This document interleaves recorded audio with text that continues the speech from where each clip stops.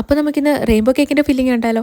അപ്പോൾ എൻ്റെ റെയിൻബോയ്ക്ക് 6 കളറേ ഉള്ളൂ കേട്ടോ. വയലറ്റ്, ഇൻഡിഗോ മാറ്റിയിട്ട് blue, green, yellow, orange, red ഇത്രയും കളറുകൾ വെച്ചിട്ടാണ് കേക്ക് ചെയ്യുന്നത്. റെയിൻബോ കേക്ക് ഒരു സ്പെഷ്യൽ കേക്കാട്ടോ. അതുകൊണ്ട് തന്നെ ഓരോ കേക്കിലും ഓരോ ഫ്ലേവറും കാര്യങ്ങളും എല്ലാം കൊടുക്കാൻ വേണ്ടി ശ്രദ്ധിച്ചിട്ടുണ്ട്. അതായത് നമ്മുടെ ആ പച്ച കേക്കില്ലേ, പച്ച കളർ കൊടുക്കുന്ന ടൈമിൽ അവിടെ കൊടുത്തിരിക്കുന്നത് പിസ്തയുടെ എസൻസ് ആട്ടോ.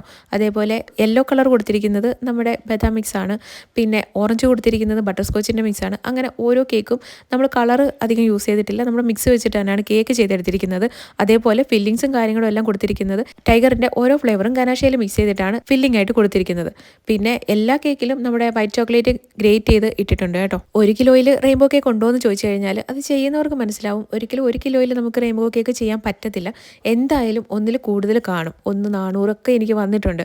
അതുകൊണ്ട് തന്നെ ഞാൻ 1.5 കിലോയിലാട്ടോ റെയിൻബോ കേക്ക് ചെയ്യുന്നത്. അപ്പോൾ ഇതിന് റേറ്റ് വരുന്നത് 1500 രൂപയാട്ടോ. ജ്യോതി ആയിരുന്നു കേട്ടോ കേക്കിന് എനിക്ക് ഓർഡർ തന്നിട്ടുണ്ടായിരുന്നത്.